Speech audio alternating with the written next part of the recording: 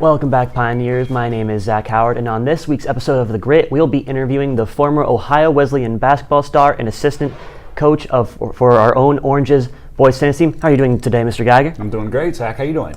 I'm doing pretty good. All right. So back all the way when you were in high school, what was Ohio basketball recruiting like? Ohio basketball recruiting when I was in high school, it was actually pretty intense. The college coaches would come to all of our games, and then after the games, they would wait for us, and they would come talk to us, and they would spend a lot of time with me after the games. They'd spend a lot of time with my parents. They would go talk to them and try to get to know them and develop relationships. So it was intense because often there were multiple coaches there to watch you, and they all wanted to talk to you. And I guess it was nice. They all were trying to recruit me and influence me to come to their college. Luckily, I also had another guy on our team that was also being recruited by all the Division III schools, just like me. So it kind of split up. So they would spend some time with him and spend some time with me. So that way there wasn't like 4 or 5 coaches just waiting one at a time. They would talk to each of us, and when they weren't talking to me, they'd go talk to my parents and his parents, and it was kind of hectic, but it was a pretty big ego boost, though. It made me feel good about myself. All right. So once you actually got there, what was it like playing at that like a D3 level? So that, again, pretty intense, especially since the school I picked, Ohio Wesleyan, we won the national championship my freshman year. So our team was loaded. We won the Division III, for all of Division III. So our team was loaded, so it was a pretty big jump from high school to college. You go from being the star to, like, I was just having a fight just to be on the varsity team. So that year we had 5 senior starters that were one at each spot. They were all like incredible, amazing. Obviously, to be able to win the national championship, you'd have to have some really good players. So, and then behind them, there were 5 juniors that were like super loaded. So I was like battling with these sophomores every day in practice, just trying to make the varsity and be on the team. And then because we had such a great team, it was an amazing, fun year. Nice. Now, how was basketball, for how you've watched it, evolve since you played it? So that's actually a great question. I'm glad you asked me that. So I played, I'm 6'8", so I played, back when I played, had to play at a forward or a center position. Nowadays, 6'8" guys are guards and they shoot threes and stuff like that. So our college coach would actually meet with us and say, here's your range. You're not allowed to, like 10 feet, you're not allowed to shoot outside of 10 feet, 15. So the post players were not allowed to shoot threes. By my senior year, my range was right up to the three-point line, but because of the position I played, I still was not allowed to shoot three-pointers.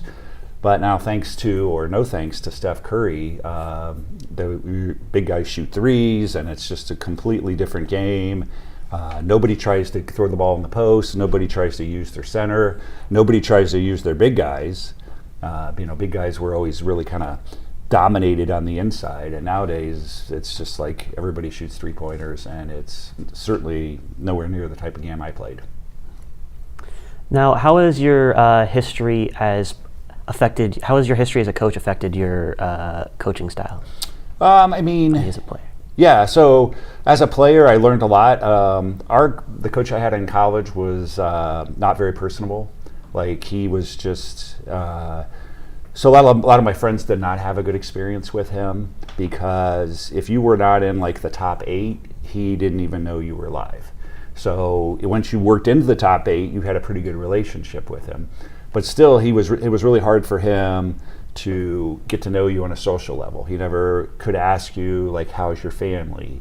How do you have a girlfriend? Or, how's your social life? Never any questions like that. Everything was just basketball with him.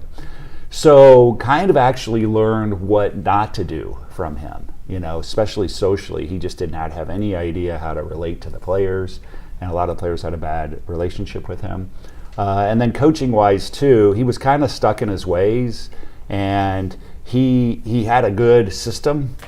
He tried to force the players into the system instead of adapting the system to the players. So, long way to answer your question. 2 things I learned was, 1, how not to socially relate to the players. So in other words, how to develop better relationships. And then 2, don't be stuck in a system. You got to adjust the system to your players. What was it like growing up? What was it like early on in this school's history? This is when you started going to Orange. You actually called the football games for Orange. Yeah, that was a lot of fun. Luckily, I know Mr. Nicola, and kind of he knew that I've done some broadcasting outside of Orange High School, and he gave me the opportunity. And so initially, what started would be me and a student. We would work together, and I would kind of just show them what I know or what I've learned about broadcasting, and work with them. And it was a lot of fun, and it felt good for me to help the students, because I feel like they got to learn, how to prepare for broadcasting. Because a lot of times you think you can just show up to the game, but there's a lot more that goes behind that. All right, now to kind of get into the meat and potatoes of your coaching here, what was it like with a passion for basketball? What was it like jumping over ship and coaching tennis? Yeah, so it was a pretty tough challenge, and again, I would like to thank Mr. Rutherford, because he gave me that opportunity.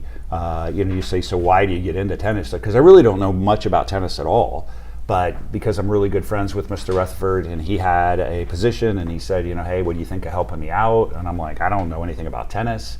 And he said, I'll teach you everything you need to know. So knowledge-wise, I started at zero, but then coaching is still coaching, right? Coaching, you still want to develop relationships with the players. You still try to find out ways you can help the players get better. If they have weaknesses, make them stronger. If they have strengths, make those stronger. But anyways, it was pretty tough, just because I just didn't know anything about tennis.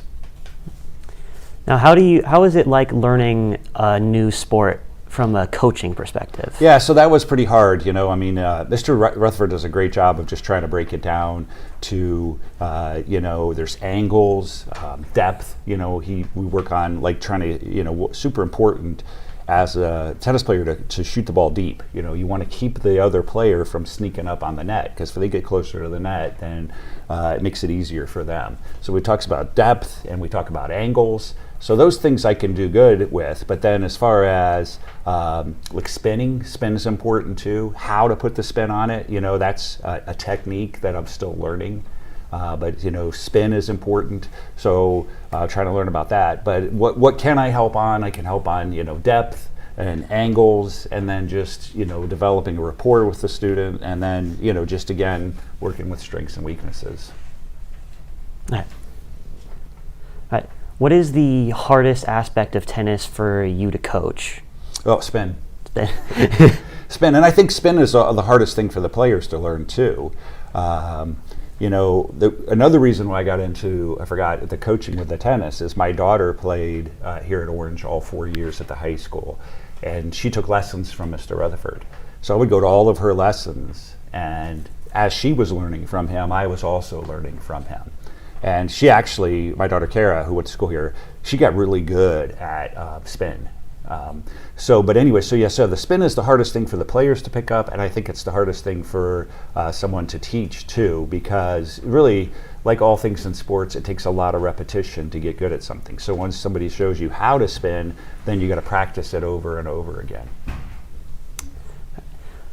What are you most proud of after being with the team for 2 years now? What are you most proud of? Well, so I would think the relationships, just getting to know the guys. That's the funnest part of coaching, is getting to know the players and being able to see them in the hallways and talk to them about stuff that's not sports related, how our class going, how our other things going, and just being able to have fun and hanging around together. So that's been really fun. And then, we had a really good team last year, because what Mr. Rutherford does such a great job. The varsity was really good, and then I was mostly working with the junior varsity, the JV team, and our JV team was really good. We only had one loss, so that was a lot of fun. Just to be a part of that, was all because of what Mr. Rutherford did. He set up everything else, and I just kind of came along for the ride, and it was fun to have such a good team. All right, now we're going to get into a little more of a fun question. You and Mr. Rutherford in a basketball 1-on-1, and then you and Mr. Rutherford in a tennis singles match. Who do you think is going to come out on top? Well, let's do the tennis one first, because he would cream me in tennis. It wouldn't even be close. He could, and he can play with his weak hand. He would beat me if he played with his weak hand. He would beat me with, if he just had to stay in one spot and he wasn't allowed to move. He practices every day. and he is still amazing at tennis. You know, he played in college and played in pro, so he's an incredible player. Now, basketball, I might stand a chance. So if we're talking about in my prime, against him in his prime, I would win easily. But we're talking about right now, me as an old man and him as not an old man. I mean, if I could practice for a couple weeks leading up, I think I would be okay. And then with just half court. If we're playing full court again, he would cream me because he's in shape, and I am not in shape at all. All right. And now the most quintessential basketball question of all time, Michael Jordan or LeBron James? Okay, so I think that it's easy to say that they're very close. But what puts Michael Jordan over the top is he's got more NBA championships. So that's it. I mean, like, they both can score like crazy. They both play great defense. They can both rebound. But Michael Jordan's won more championships. So I know that there's a guy over there that disagrees with me. But Michael Jordan has more championships, so therefore he wins. What about the ones LeBron's made more? Made more what? Made more championships. He's gotten there more. Yeah. Is that true? He's gotten there more? He's won more? Not won more, but he's gotten there more. So that doesn't matter. How many has he won? Has he led his team to the championship and won the championship? I feel like Michael Jordan has more, and if he doesn't, I still pick Michael Jordan. All right. We're going to have to end the discussion short, otherwise we'd be here for a couple hours. But that's all for today, Pioneers. Make sure to check out The Grit this Thursday, hosted by Alex Ramp and Justice Colvin. Remember to support your Pioneer athletes, especially over the long weekend. And as always, roll in the ears.